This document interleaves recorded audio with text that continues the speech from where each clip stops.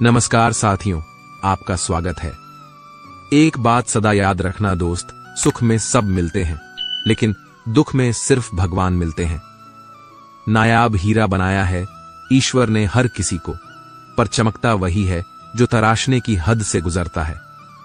मैं तुम्हें इसलिए सलाह नहीं दे रहा कि मैं ज्यादा समझदार हूं, बल्कि इसलिए दे रहा हूं कि मैंने जिंदगी में गलतियां तुमसे ज्यादा की है। मुश्किलों को आप दूर नहीं कर सकते, यह जीवन मुश्किलों का ही तो ढेर है। आप एक दूर करना चाहेंगे, दूसरी तुरंत हाजिर हो जाएगी। मुश्किलों को स्वीकार करना सीखें। जीवन है तो मुश्किलें आएंगी और जाएंगी, सिर्फ धैर्य होना चाहिए। वह परमात्मा बहुत बड़ा है जो इतना विशाल ब्रह्मांड संभालते हैं, वह आपकी छोटी छोटी मुश्किलों को भी संभाल लेगा। आप अभी हैं और स्वस्थ हैं, यह उसी की तो कृपा है। हम नहीं भी हो सकते थे, लेकिन हैं, यह उसी की तो कृपा है। मुश्किल हालात बोझ की तरह होते हैं और बोझ वही उठा सकता है जिसके कंधे और पांव मजबूत हो। इसलिए अपने कंधे और पांव मजबूत कीजिए। कहने का अर्थ है कि अपने आप को आर्थिक और सामाजिक रूप से मजबूत बनाएं। फिर कितनी भी मुश्किलें आ जाएं, सबको पार कर लेंगे, वह भी आसानी से। जीवन में जब भी हम खराब दौर से गुजरते हैं तो मन में यह विचार जरूर आता है कि परमात्मा मेरी परेशानियां देखता क्यों नहीं है, मेरी परेशानियां दूर क्यों नहीं करता। लेकिन सुख दुख तो हमारे जीवन का हिस्सा है। जीवन है तो परेशानियां भी होंगी। मोहन अपनी परेशानियों से जूझ रहा था। उसे लगता था कि एक अकेला वही संसार का सबसे दुखी व्यक्ति है। सिर्फ उसी के जीवन में तमाम मुसीबतें हैं। उसको भगवान से इस बात की बड़ी शिकायत रहती थी कि भगवान ने संसार के सारे दुख उसके हिस्से दे दिए और फिर सब कुछ भूलकर कानों में रुई लगाकर सो गए हैं। मोहन सोते जागते भगवान से प्रार्थना करता और फिर कभी भगवान को दोष देता तो कभी खुद को कोसता रहता। भगवान ना तो विनती से सुन रहे थे और ना उसके पुकारने से। अब मोहन बेचारा करे भी तो क्या करें, एक मुसीबत खत्म होती नहीं कि दूसरी आ जाती। एक दिन उसने सोने से पहले प्रार्थना की, प्रभु, मैं आपके सामने कहता कहता थक गया, अब और मिन्नतों की इच्छा नहीं है। एक अंतिम बार कह रहा हूं, कृपा करके मेरी प्रार्थना सुन लीजिए। अगर आपको मेरे दुख नहीं मिटाने हैं तो कम से कम इतना तो कर सकते हैं कि किसी ऐसे व्यक्ति के दुखों से मेरा दुख बदल दीजिए जिसके जीवन में मुझसे कम दुख हो। हमेशा के लिए नहीं तो कम से कुछ महीनों के लिए ही सही, थोड़े दिन के लिए मुझे भी कुछ राहत मिल जाए। अब भगवान ने मोहन की आखिरी इच्छा सुन ही ली और उसे उस रात सपने में भगवान दिखे। भगवान बोले, बालक, मैं तुम्हारी प्रार्थना रोज सुनता था, पर मैं उनके ऊपर ध्यान ज्यादा दे रहा था जो तुमसे भी ज्यादा तकलीफ में है। खैर, तुम अपने सारे कष्टों को विस्तार से एक कागज पर लिखो, फिर एक गठरी बनाओ और शहर के मुख्य चौराहे पर जाकर उसे टांग कर आ जाओ। मोहन हड़बड़ाकर नींद से जागा। पहले तो उसको बिल्कुल यकीन ही ना हुआ कि सच में भगवान आए थे और उन्होंने उससे यह सब बातें कही हैं। फिर सोचा कि आजमाने में क्या हर्ज है, क्या पता इससे ही कोई रास्ता निकल आए। उसने भगवान के दिए आदेश के अनुसार अपनी सारी परेशानियां अलग अलग कागजों पर लिखी। इतनी परेशानियां लिख डाली कि सच में कागज का ढेर खड़ा हो गया और उसे गठरी में ही बांधना पड़ा। अब मोहन ने अपनी गठरी उठाई और पहुंच गया चौराहे पर, लेकिन वहां पहुंचकर चौराहे का नजारा देखकर अचंभे में पड़ गया। उसने देखा कि चौराहे पर तो पहले से ही लोगों की लंबी लाइन लगी हुई है जो उसी की तरह अपने अपने दुखों की बड़ी बड़ी गठरी लिए आ पहुंचे हैं। आखिर यह चक्कर क्या है? सब कुछ उसकी समझ से बाहर था। अभी वह इन विचारों में ही खोया था कि तभी एक आकाशवाणी हुई। उसमें सभी को अपनी गठरी को चौराहे पर लगी अलग अलग खूंटी में टांग देने का आदेश हुआ। वहां बेहिसाब खूंटियां पहले से ही बनी थीं। सभी ने अपनी अपनी गठरी टांगी और फिर ईश्वर के अगले आदेश की प्रतीक्षा करने लगे। कुछ ही देर में दोबारा से आकाशवाणी हुई और सबसे कहा गया कि सभी लोग अंदाजे से कोई ऐसी गठरी उठा लें जो उन्हें अपनी परेशानियों की गठरी से हल्की समझ में आती हो। अब उन्हें वही दुख भोगने होंगे जो उनकी चुनी नई गठरी में दर्ज होंगे। आकाशवाणी सुनते ही सभी हल्की से हल्की गठरी को लपकने के लिए दौड़े। सबके साथ मोहन भी नई गठरी चुनने के लिए भागा। खूंटियों में टंगी समस्त गठरियां को घूरता हुआ वह काफी देर तक अंदाजा लगाता रहा। अब उसे एक डर और था कि कहीं वह कोई ऐसी गठरी ना उठा ले जिसमें पहले से भी ज्यादा दुख हो। अगर ऐसा हुआ तो परेशानियां और बढ़ जाएंगी और मुझे लेने के देने पड़ जाएंगे, जीवन तहस नहस हो जाएगा। सो अलग। अब उसके मन में तरह तरह के विचार आने लगे। वह सोचने लगा कि कम से कम वह अपने दुखों से भली भांति परिचित तो है और उन्हें झेलने का आदी भी हो गया है। उनके लिए कुछ रास्ते निकालने की शुरुआत भी की है। शायद उसका परिणाम आए तो एकाध दुख घट ही जाए। कहीं ऐसा ना हो कि चुनी गई नई गठरी में दुख और भी ज्यादा पीड़ादायक हो जाए। ऐसे विचारों में खोया वह एक के बाद एक गठरी के सामने से गुजरता, लेकिन तय नहीं कर पाया कि कौन सी गठरी चुनी जाए। उसे यह भी डर था कि कहीं कोई उसकी गठरी ना उठा ले। इसी उधेड़ बुन में फंसे मोहन ने आखिरकार अपनी गठरी ही उठा ली और चल पड़ा। उसने तय किया कि वह अब इन चुनौतियों का मुकाबला पहले से ज्यादा मजबूती से करेगा। धीरे धीरे मोहन को अपने ही दुख दूसरों से कम होते हुए महसूस हो रहे थे और उसके जैसे ही भाव वहां मौजूद हर व्यक्ति में आ रहे थे। सच में सबको अपना दुख ज्यादा बड़ा और ज्यादा पीड़ादायक लगता है। लगता है कि वही संसार का सबसे दुखी प्राणी है, पर हमसे भी ज्यादा ना जाने कितने और दुखी हैं। कितने ही लोग ऐसे हैं जिन्हें 2 वक्त का भोजन भी मुश्किल से नसीब होता है। कभी किसी की शानदार कोठी के आगे से गुजरते हुए यदि यह ख्याल बार बार आए कि जब किस्मत बंट रही थी तो वह इस आदमी से पीछे क्यों रहा, अगर आगे रहता तो उसे भी ऐसा सुख और ऐश्वर्य मिल जाता। जिन लोगों के पास साहस और हौसला है वह आत्मविश्वास की नाव पर सवार होकर आसानी से जीवन की कठिनाइयों से सफलता प्राप्त कर लेते हैं। जरा ऐसे लोगों के बारे में सोचिए जो जीवन मृत्यु के बीच झूल रहे हैं। कम से कम आप किस्मत की लाइन में इनसे आगे तो थे। स्वस्थ है, अपने काम के लिए किसी पर निर्भर नहीं है, अपना काम खुद करने के काबिल है। हमारी आपकी क्या योग्यता है? इस सृष्टि में हमारा योगदान भी क्या है? बहुत तुच्छ। अपने विचार हमेशा सकारात्मक रखें। बस एक विचार अपने हृदय की अनंत गहराई तक ले जाएं कि यह भी बीत जाएगा। बन जो होता है वो उसकी ही कृपा है और अंततः हमारे लिए वह अच्छा ही होगा। धन समस्या 2 प्रकार की होती है। एक वो जिसका कोई हल नहीं है, दूसरी जिनका हल है। जिसका हल है उसके लिए परेशान होने की कोई जरूरत नहीं है। दूसरे प्रकार की समस्या का हल है तो परेशान होने की जरूरत क्या है? हल खोजिए और मस्त रहिए। मुश्किल से मुश्किल हालातों का सामना आप डट कर कर सकते हैं। आप अपने अंदर विश्वास पैदा करें, सेल्फ बिलीफ बनाएं और किसी भी काम को अंजाम तक करें। इसके लिए आपको थोड़ी मेहनत करनी पड़ेगी और वह ऐसे कि भगवान का धन्यवाद देना होगा। अपने चेतन अवचेतन मन को शानदार ढंग से प्रयोग में लाना होगा। अगर आप दुखी हैं तो आपके पास दुख आएगा, अगर आप खुश हैं तो आपके पास खुशियां आएंगी, सुख आएगा। यह प्रकृति का आकर्षण का नियम है। जैसे हम होते हैं वैसी ही चीजें हम आकर्षित करते चले जाते हैं।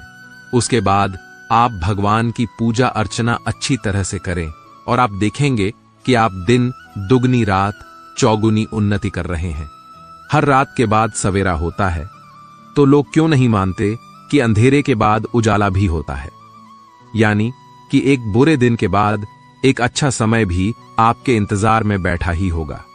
परंतु अक्सर लोग यह समझ नहीं पाते और हमेशा ही उदासी के अंधकार में डूबे रहते हैं। बुरा दिन किसी विशेष व्यक्ति को चुनकर उसके पास नहीं आता। यह किसी के साथ साथ भी हो सकता है, मेरे या आपके साथ भी। बुरा दिन वह नहीं जो एक बड़े स्तर पर आपकी जिंदगी बदल कर रखते, बल्कि बुरा दिन वह भी है जो आपको धीरे धीरे उदास करता जाए।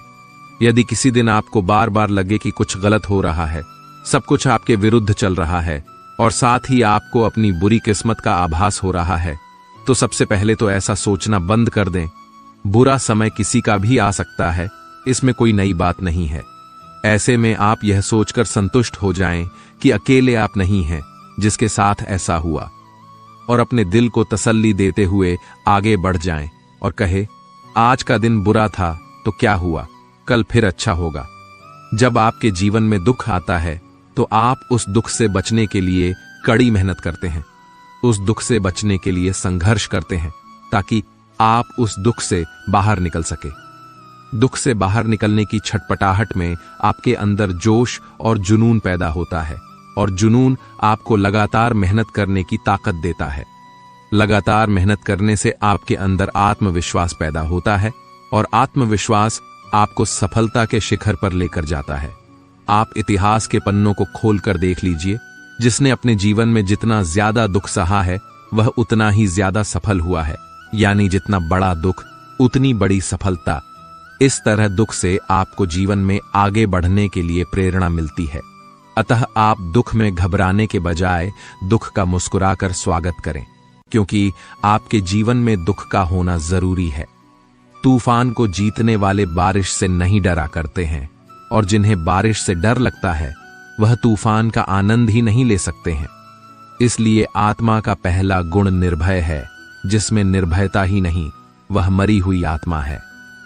परेशानियों से हमें अंत तक इसीलिए लड़ना चाहिए क्योंकि वह परेशानी, वो दिक्कत फिर वापस लौटकर जिंदगी में आगे चलकर सामने ना आए। अगर ऐसा होता है कि वह वापस जिंदगी में लौट कर आए तो आप उसे एक बड़े रूप में देखेंगे। अगर वो परेशानी साल भर पहले छोटी होगी तो आपको पता होगा कि आगे चलकर साल भर बाद दुगनी बड़ी होकर आएगी। तो फिर उसका सामना करने के लिए हमें दुगनी ताकत की जरूरत होगी। और लड़ते लड़ते बीच में फिर अगर हम थक जाते हैं तो हम वही हार मान जाते हैं और उसे वहीं छोड़ देते हैं। तो ऐसा कभी भी ना हो, किसी भी काम को, किसी भी चीज को अधूरा ना छोड़े। आइए देखते हैं ऐसा हमें क्यों करना चाहिए। जैसे किसी भी चीज को ले लीजिए, जैसे कि कोई बीमारी ही ले लीजिए। अगर कोई बीमारी हमें हो और उसे हम अंत तक जड़ से खत्म नहीं करते हैं, उसे हल्का फुल्का या ऊपर से जब हमें ठीक लगने लगता है फिर उसे हम वहीं छोड़ देते हैं, तो वह कुछ समय, कुछ दिन, कुछ महीनों के लिए वह ठीक हो जाती है और हम समझते हैं हमेशा के लिए वह बीमारी हमसे दूर हो गई है। मगर ऐसा नहीं होता है। वह अंदर ही अंदर हमें खोखला करती रहती है और आगे चलकर हमारे जीवन के लिए एक हानिकारक बीमारी बन जाती है। और उस बीमारी से लड़ने के लिए हम हार चुके होते हैं। हमारे अंदर हिम्मत खत्म हो चुकी रहती है कि हम इस परेशानी से, हम इस बीमारी से कभी जीत नहीं सकते हैं। इसलिए हमें किसी भी परिस्थिति में हमें हार नहीं मानना चाहिए। कोई भी चीज हो, कैसी भी परिस्थिति हो, हमेशा हिम्मत से उसका सामना करना चाहिए। जब कभी ऐसा लगे कि अब हमसे यह काम नहीं हो पाएगा, इस परिस्थिति से हम जीत नहीं पाएंगे, तो आप खुद को हिम्मत देने के लिए या खुद की हिम्मत बढ़ाने के लिए आप अपने बारे में न सोचकर उनके बारे में सोचिए जो आपसे जुड़े हैं। माता पिता, भाई बहन या कोई अन्य, जो कोई भी हो, तो फिर आप में एक दुगनी ताकत या हिम्मत आएगी और आप उस काम को, उस परेशानी को जड़ से उखाड़ फेंकते। फिर दोबारा जिंदगी में वह लौट कर नहीं आएगा। जब कभी आप किसी भी परिस्थिति से लड़ते लड़ते हार मानने लगते हैं और एक अंदर से अलग ही ऊर्जा शक्ति उत्पन्न होती है और फिर आप उस परिस्थिति से जीत हासिल करते हैं, फिर कभी भी पूरे जीवन काल में कोई भी ऐसी परिस्थिति, कोई भी ऐसी मुसीबत नहीं है जिससे आप जीत ना पाए। हर कदम पर जीत होनी तय हो जाती है। सिर झुकाकर गुजर जाने दो उस मुश्किल दौर को। बस हिम्मत का दामन कसकर पकड़े रहो और कृष्णा जी का आसरा ना छोड़ो। कांटों पर चलकर फूल खिलते हैं, विश्वास पर चलकर भगवान मिलते हैं। किस्मत की लकीरें खुद बना लो। जिंदगी बहुत बड़ी है, इसे रोकर नहीं, हंसकर गुजार लो। जिंदगी में सारा झगड़ा ही ख्वाहिशों का है। ना तो किसी को गम चाहिए और ना ही किसी को कम चाहिए। छोटी सी है जिंदगी, हंस के जियो, भुला के सारे गम दिल से जियो। उदासी में क्या रखा है, मुस्कुरा के जियो। अपने लिए ना सही, अपनों के लिए जियो। जन्म कब लेना है और मरना कब है, ये हम तय नहीं कर सकते, पर कैसे जीना है वह हम तय कर सकते हैं। जीवन में छोटे बड़े सबको महत्व दो, क्योंकि जहां सुई का काम है वहां तलवार काम नहीं करती। जिंदगी बहुत छोटी है, इसलिए किसी इंसान का पीछा करने से कई गुना बेहतर है अपने सपनों को पूरा करना। जीवन की परीक्षा में कोई अंक नहीं मिलते हैं, पर लोग आपको हृदय से स्मरण करें तो समझ लेना आप उत्तीर्ण हो गए। अपने सपनों को कभी मत छोड़ो, चाहे आपकी यात्रा कितनी भी दर्दनाक और कठिन क्यों ना हो। खुश रहने का मतलब यह नहीं कि सब कुछ ठीक है, इसका मतलब यह है कि आपने आपके दुखों से ऊपर उठकर जीना सीख लिया है। किसी के बुरे वक्त में उसका हाथ पकड़ो, सहारा दो और उसे हिम्मत दो, क्योंकि बुरा वक्त तो थोड़े समय में चला जाएगा, लेकिन वह आपको दुआ जिंदगी भर देता रहेगा। जीवन में कभी यह मत सोचो कि मेरे से बुरा आदमी मेरे से ज्यादा सुखी क्यों है, पर यह जरूर सोचना कि मेरे से अच्छा आदमी मुझसे ज्यादा दुखी क्यों है।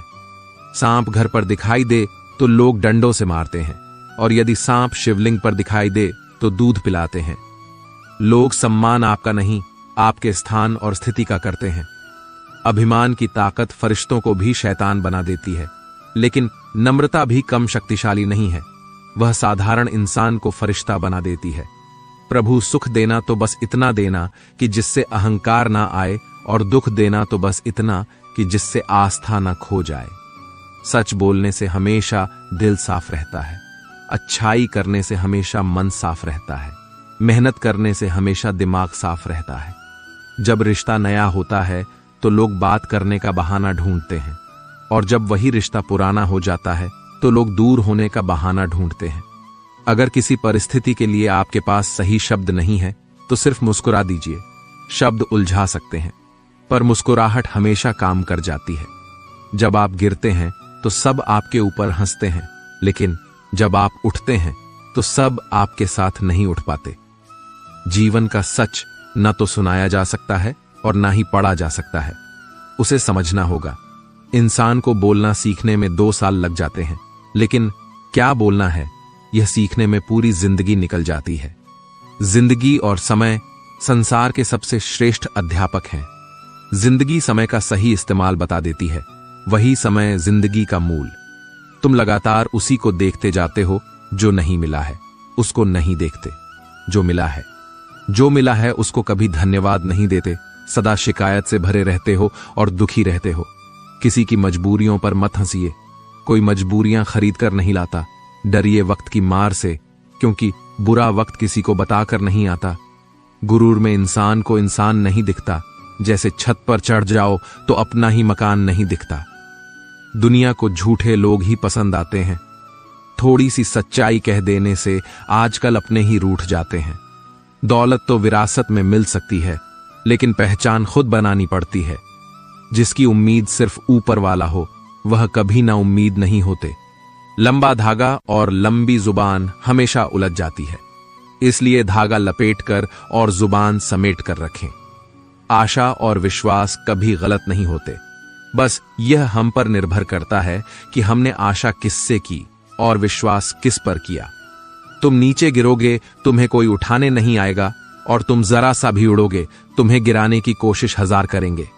समय के पास इतना समय नहीं कि वह आपको दोबारा समय दे सके। कभी नहीं गिरने से ज्यादा महान काम हर बार गिरकर भी उठने की हिम्मत करना है। धैर्य रखिए, आसान बनने से पहले सभी चीजें कठिन होती हैं। जीवन में समस्याओं का सामना इसलिए करना पड़ता है ताकि हम उनसे लड़कर और भी मजबूती के साथ निखर कर आए। इस दुनिया में हर कोई मतलब से भरा हुआ है, इसलिए सिर्फ खुद पर विश्वास करना सीखिए। भूल भी ठीक की तरफ ले जाने का मार्ग है, इसीलिए भूल करने से डरना नहीं चाहिए, नहीं तो कोई आदमी ठीक तक कभी पहुंचता ही नहीं। भूल करने से जो डरता है वह भूल में ही रह जाता है। खूब दिल खोलकर भूल करनी चाहिए, बस एक ही बात ध्यान रखनी चाहिए कि एक भूल दोबारा ना हो। आत्मज्ञान एक समझ है कि यही सब कुछ है, यही बिल्कुल सही है, बस यही है। आत्मज्ञान कोई उपलब्धि नहीं है। यह जानना है कि ना कुछ पाना है और ना कहीं जाना है। दुख पर ध्यान दोगे तो हमेशा दुखी रहोगे। सुख पर ध्यान देना शुरू करो, तुम जिस पर ध्यान देते हो वह चीज सक्रिय हो जाती। एक बात याद रखो कि जिंदगी तब खूबसूरत हो जाती है जब यह पता चलता है कि लोग आपसे मिलकर कितने खुश हैं। जिंदगी कितनी भी खूबसूरत क्यों ना हो, अपनों के बिना सुनी ही लगती है। सोच सकारात्मक हो तो जिंदगी अपने आप खूबसूरत हो जाती है। दुनिया इतनी मतलबी ना होती तो जिंदगी बड़ी खूबसूरत होती। बस खुश रहना सीख लीजिए। जिंदगी अपने आप खूबसूरत हो जाएगी। अच्छे के साथ अच्छा बने, बुरे के साथ बुरा नहीं, क्योंकि हीरे को हीरे से तराशा तो जा सकता है, पर कीचड़ से कीचड़ साफ नहीं हो सकता। कुछ अलग करना है तो भीड़ से हटकर चलो। भीड़ साहस तो देती है पर पहचान छीन लेती है। जिंदगी में अगर बुरा वक्त नहीं आता तो अपनों में छुपे हुए गैर और गैरों में छुपे हुए अपनों का कभी पता ना चलता। जब तक हम यह जान पाते हैं कि जिंदगी क्या है, तब तक यह आधी खत्म हो चुकी होती है। हर कोई चाहता है कि इस दुनिया में ज्यादा से ज्यादा खुश रहे और उन्हें ज्यादा कठिन हालातों का सामना न करना पड़े, पर दुनिया में हर व्यक्ति को अपने जीवन में कई परिस्थितियों से गुजरना पड़ता है। आपको यह निर्णय लेना होगा कि आप आगे बढ़ेंगे।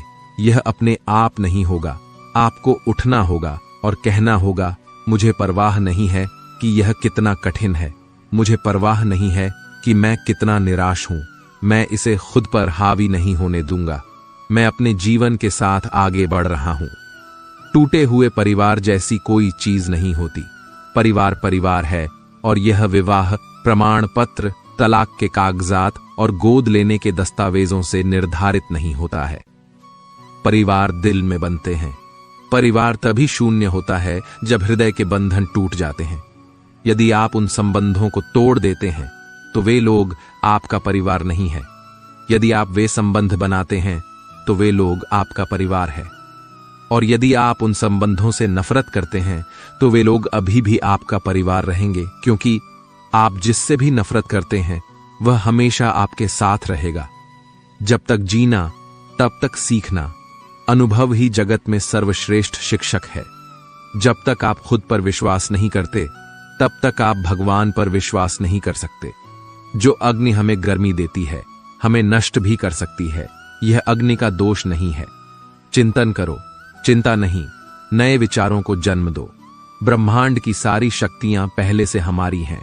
वह हम ही है जो अपनी आंखों पर हाथ रख लेते हैं और फिर रोते हैं कि कितना अंधकार है। विश्व एक विशाल व्यायामशाला है जहां हम खुद को मजबूत बनाने के लिए आते हैं। दिल और दिमाग के टकराव में दिल की सुनो।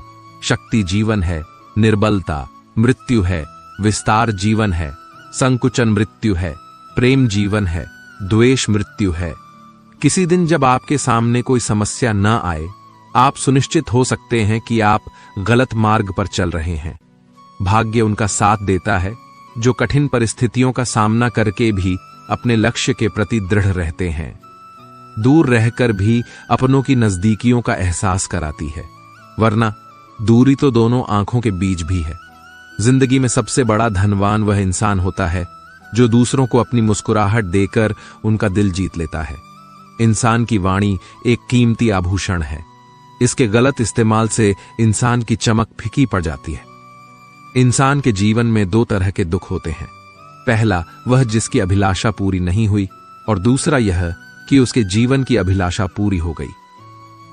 चिंता जीवन के सारे दुखों का एक ही कारण है। ऐसे में किसी भी प्रकार का कष्ट आने पर सबसे पहले उससे जुड़ी चिंता करना छोड़ दें, बल्कि उसे दूर करने का चिंतन करें। अगर थोड़े से आराम को छोड़ने से व्यक्ति को बड़ी खुशी मिलती है, तो एक समझदार व्यक्ति को चाहिए कि वह थोड़ा सा दुख या कष्ट सहते हुए बड़ा सुख हासिल करे। दुख किसी के साथ भेदभाव नहीं करता, वह हर किसी के जीवन में आता है। इसीलिए दुखी होने की बजाय उससे बाहर निकलने का प्रयास करना ही समझदारी होती है। इंसान का जीवन एक सिक्के के समान है, जिसके एक ओर सुख तो दूसरी ओर दुख होता है। उसके साथ कभी सुख तो कभी दुख लगा रहता है। ऐसे में जब सुख हो तो घमंड मत करना, और जब दुख आए तो थोड़ा सब्र करना। युद्ध हो या जीवन, सफलता केवल 3 शस्त्रों से प्राप्त होती है: धर्म, धैर्य और साहस। एक बार किसी को माफ करके अच्छे बन जाओ, लेकिन दोबारा उसी इंसान पर कभी भरोसा करके बेवकूफ ना बनो। धर्म केवल हमें रास्ता दिखाता है, परंतु मंजिल तक तो कर्म ही पहुंचाता है। आज यदि आपके दिन बुरे चल रहे हैं तो कल अवश्य ही अच्छा होगा। आप केवल निस्वार्थ भाव से अपना कर्म कीजिए। जो मार्ग ईश्वर ने आपके लिए खोला है उसे कभी भी कोई बंद नहीं कर सकता है। जिस मनुष्य ने अपनी जवानी में बहुत सारे पाप किए हों, उसे बुढ़ापे में नींद नहीं आती है। संसार के सारे रिश्ते नश्वर हैं, और केवल शरीर से जुड़े हुए हैं। जैसे ही व्यक्ति की मृत्यु होती है और आत्मा शरीर को छोड़ देती है, आत्मा का शरीर से जुड़े रिश्तों से कोई नाता नहीं रहता। वर्तमान परिस्थितियों में जो तुम्हारा कर्तव्य है वही तुम्हारा सच्चा धर्म है। श्री कृष्ण कहते हैं, मैं किसी व्यक्ति के भाग्य का निर्माण नहीं करता और ना ही किसी को कर्म फल देता हूं। व्यक्ति या जीव के कर्म ही उसके भाग्य का निर्माण करते हैं। मनुष्य कर्म करने से कभी छुटकारा नहीं पा सकता, इसलिए हमें हमेशा कर्म करते रहना चाहिए, क्योंकि कर्म के बिना हमारे शरीर का निर्वाह नहीं हो सकता है। परिवर्तन होना ही इस संसार में सही है, इसलिए मनुष्य को परिवर्तन से कभी नहीं घबराना चाहिए। भगवान श्री कृष्ण कहते हैं कि सत्संग अर्थात अच्छे लोगों का साथ ईश्वर की कृपा से मिलता है, परंतु कुसंगति में पढ़ना मनुष्य के अपने ही हाथों में होता है। कर्म वह आईना है जो हमारा स्वरूप हमें दिखा देता है, अतः हमें कर्म का एहसानमंद होना चाहिए। अगर जीवन में बदलाव के लिए तैयार नहीं हो तो तुम कभी भी आगे नहीं बढ़ सकते। काश कोई परिंदा यह कह सकता कि तेरी उड़ान के आगे मैं कमजोर पड़ गया, लिखकर मिटा देते हो अपने संघर्ष की दास्तान, लोगों को पता कैसे लगेगा मेहनत क्या होती है। उसने कहा, किस्मत इसकी अच्छी है। मैंने मुस्कुराकर मेहनत से कहा, देख कितना आगे है किस्मत तुझसे। हर समस्या का इस दुनिया में हल है और इसी तरह हर मेहनत का फल भी है। पसीने की स्याही से जो लिखते हैं अपने इरादों को, उनकी किस्मत के पन्ने कभी कोरे नहीं हुआ करते। आपकी प्रगति धीमी है या बार बार गलती हो जाती है तो चिंता न करें, क्योंकि आप उनसे कई गुना आगे हैं जो प्रयास ही नहीं करते। जब आपको नीचे फेंका जाए तो आप कितना ऊंचा उठते हो, इसी में आपकी सफलता है। अपनी पीड़ा सह लेना और दूसरे जीवों को पीड़ा न पहुंचाना, यही तपस्या का स्वरूप है। लोग चाहे मुट्ठी भर हो लेकिन संकल्पवान हो, अपने लक्ष्य में दृढ़ आस्था हो, वे इतिहास को भी बदल सकते हैं। मेहनत करने से दरिद्रता नहीं रहती, धर्म करने से पाप नहीं रहता, मौन रहने से कलह नहीं होता। जब तक आप चीजों को अलग तरीके से नहीं देखते, तब तक आप उसे अलग तरीके से नहीं कर सकते। अपने मिशन में सफल होने के लिए आपको अपने लक्ष्य के प्रति एक चित्त भाव से समर्पित होना पड़ेगा। जो लोग गिरने से डरते हैं वह कभी भी जीवन में उड़ान नहीं भर सकते। यदि आप बहाने बनाते हैं, मतलब सफल तो बनना चाहते हैं लेकिन कार्य करने से जी चुराते हैं, सफलता और बहाने कभी एक साथ नहीं हो सकते। कोशिश हमें अंतिम क्षण तक करनी चाहिए। जीवन में सफलता मिले या ना मिले, परंतु तजुर्बा तो मिलेगा ही। भले ही आप इस दुनिया में अकेले आए हों, परंतु जाने के बाद दुनिया में अपने विचार और बुद्धि तो देकर जा सकते हैं। सफल बनने के लिए सबकी सुनने की आदत होनी चाहिए, परंतु करना वही चाहिए जो अपने मन को बेहतर लगे। अपने छोटे छोटे कामों में भी अपने दिल, दिमाग और आत्मा को लगा दीजिए, यही सफलता का रहस्य है। सफलता की खुशी मनाना अच्छा है, पर उससे जरूरी है अपनी असफलता से सीख लेना। जिन व्यक्तियों को जीवन में पढ़ने की आदत होती है वह कभी भी अकेले नहीं हो सकते।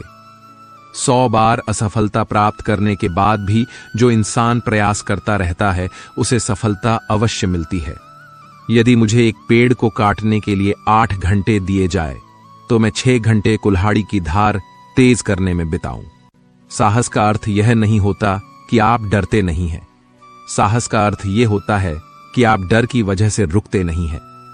जिसने कभी विपत्तियां नहीं देखी उसे अपनी ताकत का कभी एहसास नहीं होगा। परेशानियां हमारी कमजोरियां साबित नहीं करती, बल्कि यह बताती हैं कि हमें और कोशिश करने की जरूरत है। सब कुछ खोने के बाद भी अगर आप में हौसला है तो समझ लीजिए आपने कुछ नहीं खोया है। लड़ना सीखो, दूसरों से नहीं, अपने मन से आए हुए दुख से, विपत्ति से हारना मत सीखो। जब समय विपरीत हो तब शांत रहना ही सही होता है। अशांति तभी आती है जब सब कुछ आपकी इच्छा अनुसार नहीं होता है अथवा कुछ भी आपके हिसाब से नहीं होता है। शांत रहने के लिए आपको बहुत कुछ छोड़ना होगा। अच्छे से समझना होगा कि सब कुछ आपके हिसाब से नहीं होगा, और इसके अलावा किसी से भी कोई उम्मीद ना रखें। जब हम किसी से कोई उम्मीद करते हैं और वह पूरी नहीं होती तब दुख होता है। और सोच सोचकर मन अशांत रहने लगता है। और जब मन अशांत रहता है तो कुछ भी अच्छा नहीं लगता और व्यक्ति शक्तिहीन सा महसूस करने लगता है। इसके अलावा इस बात से बहुत दूर रहे कि कोई क्या कर रहा है, क्यों कर रहा है, कैसे कर रहा है। कोई भी व्यक्ति जितना बता दे उतना ही सुन ले, उसके आगे कुरेदने की आवश्यकता नहीं है। अपने धर्म के अनुसार अपने प्रभु से मन लगाएं, प्रभु में विश्वास रखें, जो कुछ सुलभ है उसी में खुश रहना सीखें, अपनी सेहत का ध्यान रखें। आप जितना प्रकृति के नजदीक होंगे उतना ही आप खुद में शांति की अनुभूति करेंगे। आप किसी नदी, किसी पर्वत पर भी जा सकते हैं। आप ध्यान द्वारा भी शांति प्राप्त कर सकते हैं। मन का बेचैन होना उसका स्वभाव है। हमारे मन को लगता है कि अगर वह अलग अलग बातों के बारे में सोचता रहेगा तो हमें आने वाली हर मुश्किल और मुसीबत से बचा लेगा, पर ऐसा होता नहीं है। हम अपने जीवन का काफी अधिक समय सोच विचार करके परेशान होने में निकाल देते हैं। भगवान श्री कृष्ण कहते हैं कि मन का यह स्वभाव बदलना मुश्किल जरूर है, असंभव नहीं। सही करने की हिम्मत उसी में आती है जो गलती करने से नहीं डरते हैं। दोस्तों, सुख कहीं ढूंढना नहीं पड़ता, सुख हमारे अंदर ही है, बस हमें अपने अंदर झांकने की जरूरत है। जीवन के किसी भी क्षेत्र में बेहतर रणनीति आपके जीवन को सफल बना सकती है, और यदि कोई योजना या रणनीति नहीं है तो समझो जीवन एक अराजक भविष्य में चला जाएगा, जिसके सफल होने की कोई गारंटी नहीं। भगवान श्री कृष्ण के पास पांडवों को बचाने का कोई मास्टर प्लान नहीं होता तो पांडवों की कोई औकात नहीं थी कि वे कौरवों से किसी भी मामले में जीत जाते। जैसी संगत वैसी पंगत, और जैसी पंगत वैसा जीवन। आप लाख अच्छे हैं, लेकिन यदि आपकी संगत बुरी है तो आप बर्बाद हो जाएंगे। लेकिन यदि आप लाख बुरे हैं और आपकी संगत अच्छे लोगों से है और आप उनकी सुनते भी हैं तो निश्चित ही आप आबाद हो जाएंगे। कौरवों के साथ शकुनी जैसे लोग थे तो पांडवों के साथ कृष्ण बारसा, शकुनी मामा जैसी आपने संगत पाल रखी है तो आपका दिमाग चलना बंद ही समझो। कहते हैं कि अधूरा ज्ञान सबसे खतरनाक होता है। इस बात का उदाहरण है अभिमन्यु। अभिमन्यु बहुत ही वीर और बहादुर योद्धा था, लेकिन उसकी मृत्यु जिस परिस्थिति में हुई उसके बारे में सभी जानते हैं। मुसीबत के समय यह अधूरा ज्ञान किसी भी काम का नहीं रहता है। आप अपने ज्ञान में पारंगत बने, किसी एक विषय में तो दक्षता हासिल होना ही चाहिए। दोस्त और दुश्मन की पहचान करना सीखें। महाभारत में ऐसे कई मित्र थे जिन्होंने अपनी ही सेना के साथ विश्वासघात किया। ऐसे भी कई लोग थे जो एंड वक्त पर पाला बदलकर कौरवों या पांडवों के साथ चले गए। शल्य और युयुत्सु इसके उदाहरण है। इसीलिए कहते हैं कि कई बार दोस्त के भेष में दुश्मन हमारे साथ आ जाते हैं और हमसे कई तरह के राज लेते रहते हैं। कुछ ऐसे भी दोस्त होते हैं जो दोनों तरफ होते हैं, जैसे कौरवों का साथ दे रहे भीष्म, द्रोण और विदुर ने अंततः युद्ध में पांडवों का ही साथ दिया। हथियार से ज्यादा घातक बोल वचन है। महाभारत का युद्ध नहीं होता यदि कुछ लोग अपने वचनों पर संयम रख लेते। जैसे द्रौपदी यदि दुर्योधन को अंधे का पुत्र भी अंधा नहीं कहती तो महाभारत नहीं होती। शिशुपाल और शकुनी हमेशा चुभने वाली बातें ही करते थे, लेकिन उनका हश्र क्या हुआ यह सभी जानते हैं। सबक यह कि कुछ भी बोलने से पहले हमें यह सोच लेना चाहिए कि इसका आपके जीवन, परिवार या राष्ट्र पर क्या असर होगा। जुए सट्टे से दूर रहो। शकुनी ने पांडवों को फंसाने के लिए जुए का आयोजन किया था, जिसके चलते पांडवों ने अपना सब कुछ दांव पर लगा दिया था। अंत में उन्होंने द्रौपदी को भी दांव पर लगा दिया था।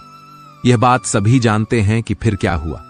अतः जुए, सट्टे, षड्यंत्र से हमेशा दूर रहो। यह चीजें मनुष्य का जीवन अंधकारमय बना देती हैं। सदा सत्य के साथ रहो। कौरवों की सेना पांडवों की सेना से कहीं ज्यादा शक्तिशाली थी। एक से एक योद्धा और ज्ञानी जन कौरवों का साथ दे रहे थे। पांडवों की सेना में ऐसे वीर योद्धा नहीं थे। कहते हैं कि विजय उसकी नहीं होती जहां लोग ज्यादा हैं, ज्यादा धनवान हैं या बड़े पदाधिकारी हैं। विजय हमेशा उसकी होती है जहां ईश्वर है, और ईश्वर हमेशा वही है जहां सत्य है। इसलिए सत्य का साथ कभी ना छोड़े। अंततः सत्य की ही जीत होती है। सत्य के लिए जो करना पड़े करो, लड़ाई से डरने वाले मिट जाते हैं। जिंदगी एक उत्सव है, संघर्ष नहीं, लेकिन जीवन के कुछ मोर्चों पर व्यक्ति को लड़ने के लिए हमेशा तैयार रहना चाहिए। जो व्यक्ति लड़ना नहीं जानता, युद्ध उसी पर थोपा जाएगा या उसको सबसे पहले मारा जाएगा। महाभारत में पांडवों को यह बात श्री कृष्ण ने अच्छे से सिखाई थी।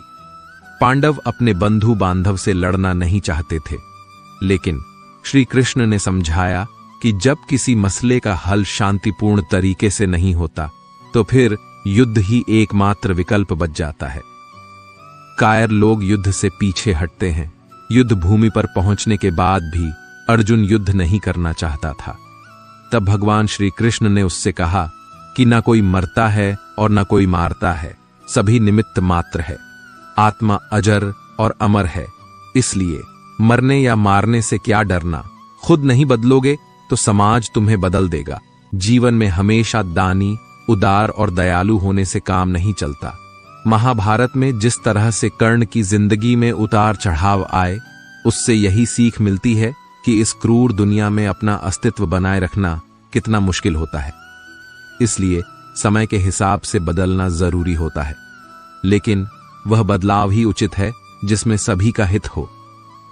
कर्ण ने खुद को बदलकर अपने जीवन के लक्ष्य तो हासिल कर लिया, लेकिन वे फिर भी महान नहीं बन सके, क्योंकि उन्होंने अपनी शिक्षा का उपयोग समाज से बदला लेने की भावना से किया। बदले की भावना से किया गया कोई भी कार्य आपके समाज का हित नहीं कर सकता।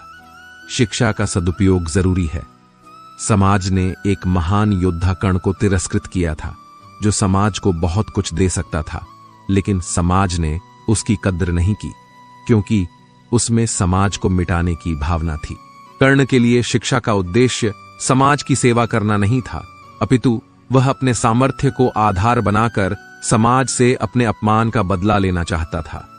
समाज और कर्ण दोनों को ही अपने अपने द्वारा किए गए अपराध के लिए दंड मिला है और आज भी मिल रहा है। कर्ण यदि यह समझता कि समाज व्यक्तियों का एक जोड़ मात्र है जिसे हम लोगों ने ही बनाया है, तो संभवतः वह समाज को बदलने का प्रयास करता, ना कि समाज के प्रति घृणा करता। अच्छे दोस्तों की कद्र करो। ईमानदार और बिना शर्त समर्थन देने वाले दोस्त भी आपका जीवन बदल सकते हैं। पांडवों के पास भगवान श्री कृष्ण थे, तो कौरवों के पास महान योद्धा कर्ण थे। इन दोनों ने ही दोनों पक्षों को बिना शर्त अपना पूरा साथ और सहयोग दिया था। यदि कर्ण को छल से नहीं मारा जाता, तो कौरवों की जीत तय थी। पांडवों ने हमेशा श्री कृष्ण की बातों को ध्यान से सुना और उस पर अमल भी किया, लेकिन दुर्योधन ने कर्ण को सिर्फ एक योद्धा समझकर उसका पांडवों की सेना के खिलाफ इस्तेमाल किया। यदि दुर्योधन कर्ण की बात मानकर कर्ण को घटोत्कच को मारने के लिए दबाव नहीं डालता, तो इंद्र द्वारा दिया गया जो अमोघ अस्त्र कर्ण के पास था, उससे अर्जुन मारा जाता। भावुकता कमजोरी है। धृतराष्ट्र अपने पुत्रों को लेकर जरूरत से ज्यादा ही भावुक और आसक्त थे। यही कारण रहा कि उनका एक भी पुत्र उनके वश में नहीं रहा। वे पुत्र मोह में भी अंधे थे। इसी तरह महाभारत में हमें ऐसे कुछ पात्र मिलते हैं जो अपनी भावुकता के कारण मूर्ख ही सिद्ध होते हैं। जरूरत से ज्यादा भावुकता कई बार इंसान को कमजोर बना देती है और वह सही गलत का फर्क नहीं पहचान पाता। कुछ ऐसा ही हुआ महाभारत में धृतराष्ट्र के साथ, जो अपने पुत्र मोह में आकर सही गलत का फर्क भूल गए। शिक्षा और योग्यता के लिए जुनूनी बनो। व्यक्ति के जीवन में उसके द्वारा हासिल शिक्षा और उसकी योग्यता ही काम आती है। दोनों के प्रति एकलव्य जैसा जुनून होना चाहिए, तभी वह हासिल होती है। अगर आप अपने काम के प्रति जुनूनी हैं, तो कोई भी बाधा आपका रास्ता नहीं रोक सकती। कर्मवाच्य प्रत्येक दिन का भरपूर उपयोग करना चाहिए। कुछ ऐसे भी कर्म करना चाहिए जो आपके अगले जीवन की तैयारी के हो। ज्यादा से ज्यादा कार्य करो। घर और कार्यालय के अलावा भी ऐसे कार्य करो जिससे आपकी संतानें आपको याद रखें। गीता यही संदेश देती है कि हर पल ऐसा कार्य कर जो तेरे जीवन को सुंदर बनाए। अहंकार और घमंड होता है पतन का कारण। अपनी अच्छी स्थिति, बैंक बैलेंस, संपदा, सुंदर रूप और विद्वता का कभी अहंकार मत कीजिए। समय बड़ा बलवान है, धनी, ज्ञानी, शक्तिशाली पांडवों ने वनवास भोगा और अति सुंदर द्रौपदी भी उनके साथ वनों में भटकती रही। समय के खेल निराले हैं। जिस अम्बा का जीवन भीष्म के कारण बर्बाद हो गया था, उसने शिखंडी के रूप में जन्म लेकर भीष्म से बदला लिया था। महाभारत में ऐसे कई उदाहरण हैं जिनसे यह प्रेरणा मिलती है कि घमंड को पतन का कारण बनने में देर नहीं लगती है। कोई भी संपत्ति किसी की भी नहीं है। अत्यधिक लालच इंसान की जिंदगी को नर्क बना देता है। जो आपका नहीं है उसे अनीतिपूर्वक लेने, हड़पने का प्रयास न करें। आज नहीं तो कल उसका दंड अवश्य मिलता है। भगवान श्री कृष्ण कहते हैं कि आज जो तेरा है बीता हुआ कल किसी और का था और आने वाला कल किसी और का हो जाएगा। अत तू संपत्ति और वस्तुओं से आसक्ति मत पाल, यह तेरी मृत्यु के बाद यहीं रखे रह जाएंगे। अर्जित करना है तो परिवार का प्रेम और अपनत्व अर्जित कर, जो हमेशा तेरे साथ रहेगा। ज्ञान का सही क्रियान्वयन, शिष्य या पुत्र को ज्ञान देना माता पिता व गुरु का कर्तव्य है, लेकिन सिर्फ ज्ञान से कुछ भी हासिल नहीं होता। बिना सद्बुद्धि के ज्ञान अकर्म या विनाश का कारण ही बनता है। इसलिए ज्ञान के साथ बुद्धि, अच्छे संस्कार देने भी जरूरी हैं। हमने ऐसे कई व्यक्ति देखे हैं जो है तो बड़े ज्ञानी, लेकिन व्यक्तित्व से दब्बू या खब्बू है, या किसी जंगल में धुनी रमा कर बैठे हैं। उनके ज्ञान से ना तो परिवार का हित हो रहा है और ना समाज का। दंड का डर जरूरी है। न्याय व्यवस्था वही कायम रख सकता है जो दंड को सही रूप में लागू करने की क्षमता रखता हो। यह चिंतन घातक है कि अपराध से घृणा करो, अपराधी से नहीं। दुनिया भर की जेलों से इसके उदाहरण प्रस्तुत किए जा सकते हैं कि जिन अपराधियों को सुधारने की दृष्टि से पुनर्वास कार्यक्रम चलाए गए, उन्होंने समाज में जाकर फिर से अपराध को अंजाम दिया है। अपराधी को हर हाल में दंड मिलना ही चाहिए। यदि उसे दंड नहीं मिलेगा तो समाज में और भी अपराधी पैदा होंगे और फिर इस तरह संपूर्ण समाज ही अपराधियों का समाज बन जाएगा। युधिष्ठिर के अहिंसा में उनके विश्वास को देखते हुए युद्ध के बाद भीष्म को उन्हें उपदेश देना पड़ा कि राजधर्म में हमेशा दंड की जरूरत होती है, क्योंकि प्रत्येक समाज में अपराधी तो होंगे ही।